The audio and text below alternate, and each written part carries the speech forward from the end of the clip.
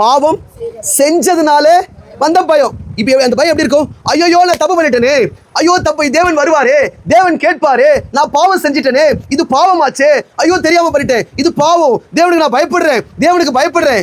என்ன பயப்படுற? இது என்னையா பயம்? என்ன பயப்படுற? தேவனுக்கு பயப்படுறேன், தேவனுக்கு பயப்படுறேன். இது பேர் பயமா? சரி, இது பயம் ஒரு பக்கம் வச்சுக்கலாம்.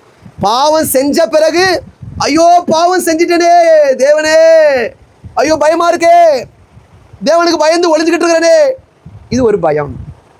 இன்னொரு பயம் இருக்கு, அதே ஆதியாகமம். இது என்ன பயம்? தவறு செஞ்சதுக்கு அப்புறம் வந்த பயம். சரியா? இங்க இன்னொருத்தர் ஒரு வீட்டில் இருக்கார். நல்லா கேளுங்கள். போத்திபார் வீட்டில் இருக்கார். அந்த போத்திபார் வீட்டு தலைவனுடைய மனைவி இவனுடைய இளமையையும் அழகையும் பார்த்து தவறான பாவம் செய்ய கூப்பிடுறான். நீங்க நல்லா யோசித்து பாருங்க. இவன் யாரு? அந்த வீட்டுக்கு அடிமை. வெரி குட், கர்த்தர் ஆசீர்வதிப்பார். அடிமை, போத்திபார் வீட்டின் அடிமை. யாரு? அவன் பேரு யோசேப்பு. இப்போ போத்திபார் மனைவி இந்த அடிமையை பார்த்து தவறு செய்யலாம், பாவம் செய்யலாம், வான்னு கூப்பிடுறான். இவன் மாத்திரம் இந்த பாவத்துக்கு உடன்பட்டிருந்தால், இந்த பாவத்துக்கு சம்மதம் தெரிவித்திருந்தால், இவன் யாரா இருந்திருப்பான் தெரியுமா? அடிமையா இருந்திருக்க மாட்டான், இவனும் எஜமானா இருப்பான்.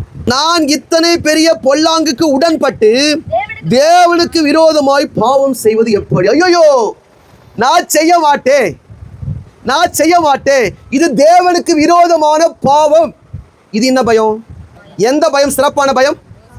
நல்ல கவனி. நீ செஞ்ச பிறகு பயப்படுறதுக்கு பயம்னு பேர் வச்சுக்கிற, ரைட்டு, பயம்தான், அது இல்லைன்னு சொல்லல. ஆனா எந்த பயம் சிறப்பான பயம் தெரியுமா?